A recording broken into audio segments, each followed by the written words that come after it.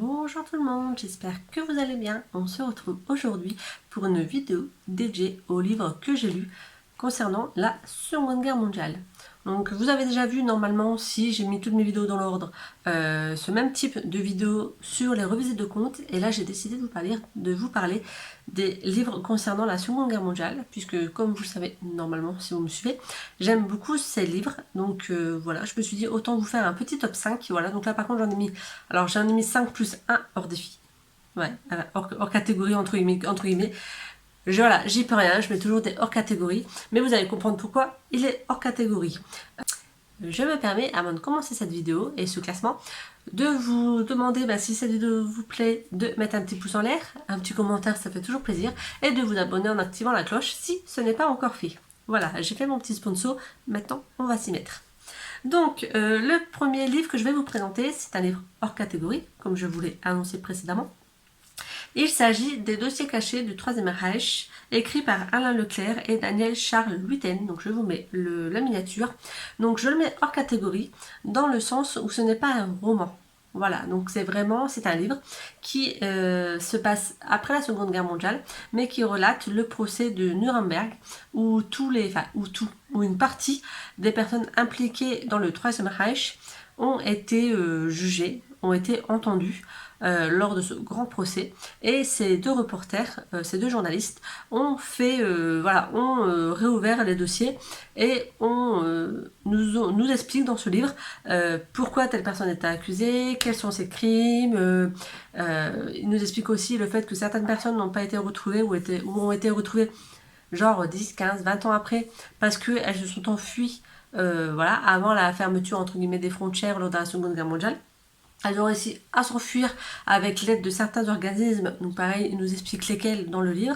Et voilà, donc c'est un livre plutôt informatif, mais voilà, c'est pas un roman, voilà, c'est vraiment un livre documentaire, mais qui nous apprend énormément de choses. C'est pour ça que je voulais qu'il figure dans ce classement, même si ce n'est pas un roman. Voilà. Donc moi c'est un livre qui m'a apporté beaucoup d'informations que je ne connaissais pas et qui m'a aussi toujours autant révolté par rapport aux crimes contre l'humanité qui ont été commis pendant la Seconde Guerre mondiale. Le livre qui arrive en 5e position, c'est La voleuse de livres de Marcus Zusak. Donc là on va suivre une petite fille que sa mère en fait va emmener dans un village plutôt isolé d'Allemagne en espérant la faire éviter en fait la guerre en l'envoyant là-bas. Puis en plus voilà, on suppose que la maman n'a pas forcément beaucoup d'argent, etc. Pendant le trajet son petit frère décède. Et donc elle se retrouve toute seule, placée dans une famille qu'elle ne connaît pas. Donc elle va perdre son petit frère lors du trajet, elle va se retrouver donc toute seule dans une famille qu'elle ne connaît pas, une ville qu'elle ne connaît pas, etc. Et on va suivre donc ses aventures, c'est pas vraiment des aventures, on va suivre comment elle va s'adapter, sa famille d'accueil qui est-elle, etc. Et on va aussi découvrir les impacts de la guerre qu'elle a là. Sachant que c'est un livre qui est raconté du point de vue de la mort. Voilà. Donc c'était assez déstabilisant au début pour ma part de lire ce livre, du fait je m'attendais pas à cette narration. Au final, c'est un livre qui se lit très bien. J'ai beaucoup aimé, mais voilà, il faut que je fasse un choix pour mon classement, donc je le mets en top 5. Voilà, mais c'est un livre qui se lit bien. Ce livre est intitulé La voleuse de livres, puisqu'on va découvrir au fur et à mesure que cette petite fille va emprunter des livres de façon clandestine, voilà, et qu'elle peut mettre sa vie en danger en prenant ces livres. Voilà.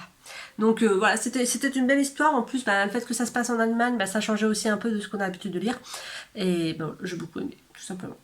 En tome 4, je veux toujours dire tome, au mieux de dire top. On va y arriver. En top 4, j'ai décidé de mettre Le tatoueur d'Auschwitz. Je sais toujours pas le prononcer, je suis désolée. De Heather Morris. Donc j'ai toujours mon petit papier pour pas me tromper. De Heather Morris. Donc là c'est un livre où on va se retrouver donc, dans le camp d'Auschwitz, qui est un des camps de concentration les plus connus, qui est le camp de concentration je pense le plus connu, qui a fait aussi je pense le plus de dégâts pendant la Seconde Guerre mondiale. Et donc là, on va suivre un homme, je ne sais plus son nom, qui en arrivant là-bas va devenir le tatoueur d'Auschwitz. Donc c'est lui qui va tatouer les, les juifs qui arrivent. Voilà. Donc lui-même étant juif, et il va aussi, en fait, il va tatouer ses concitoyens qui arrivent au camp. C'est lui qui va devoir leur imposer le numéro. Et il va pas faire ça de gaieté de cœur. Sauf qu'on va comprendre aussi pourquoi il le fait. En même temps, dans les camps de concentration, ils n'avaient pas vraiment le choix. C'est soit ils faisaient ce que les nazis leur demandaient, soit ils mouraient. Donc il ne fait pas de gaieté de choix, de gaieté de cœur. Mais d'un autre côté, c'est ça ou mourir. Donc on découvre un peu voilà, toute son histoire. J'ai beaucoup aimé aussi. Et donc je vous le recommande chaudement. Par contre, je suis désolée, les prénoms des personnages. Voilà. En top, là je réussis, en top 3, on va suivre Le lilas ne refleurit qu'après un hiver rigoureux de Martha Hall Kelly. Donc pareil, je mets toujours la miniature. Là, on suit l'histoire de plusieurs femmes qui ont subi la Seconde Guerre mondiale d'une façon ou d'une autre. Soit elles étaient juives, soit elles n'y étaient pas. Elles vivaient en France, aux États-Unis, voilà, elles n'étaient pas dans le même pays. Elles n'étaient pas forcément de la même religion. Elles n'ont pas été impactées de la même façon. Mais on va suivre l'impact que la Seconde Guerre mondiale a eu sur leur vie, sur leur famille. Voilà, sur leur avenir aussi, puisqu'on les suit après la Seconde Guerre mondiale. On va découvrir des choses après.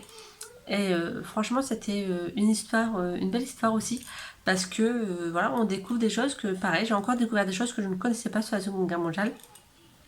L'exemple que je vais vous donner, donc c'est pas un exemple très très cool, hein, en même temps le thème de la Seconde Guerre mondiale n'est pas forcément un thème très cool non plus.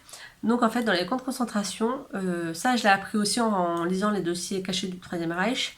Dans les camps de concentration, il y avait des docteurs qui faisaient des expériences donc sur les femmes.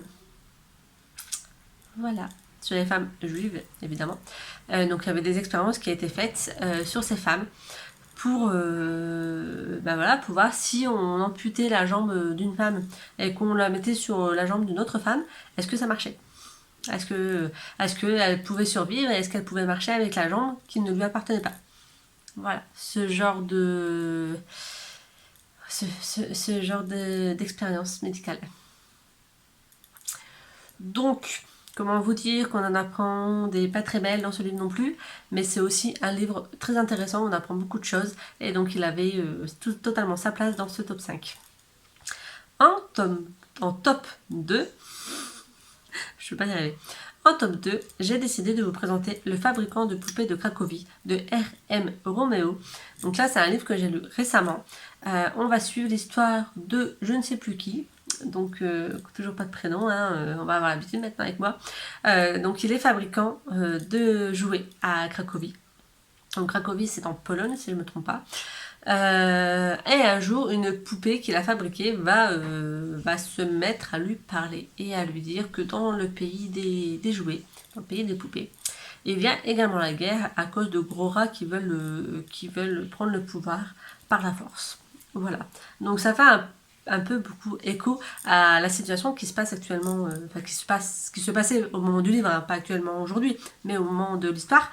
À Cracovie, donc c'est-à-dire l'invasion. Donc au début, c'est pas à Cracovie même, c'est autour l'invasion par les Allemands lors de la Seconde Guerre mondiale. Et au fur et à mesure de l'histoire, on va voir l'avancée de la Seconde Guerre mondiale, de l'invasion de Cracovie, des restrictions liées aux conditions pour les personnes qui sont juives. On va suivre les avantages, entre guillemets, pour les personnes qui sont allemandes ou qui sont d'origine allemande. Voilà, et on va suivre surtout ce fabricant de poupées qui va essayer d'aider des personnes juives à s'en sortir, à ne pas être envoyées dans des camps de concentration. Et ça va allier du fantastique avec des faits qui se sont vraiment passés. Et pour permettre de découvrir des choses assez sympathiques, on va dire.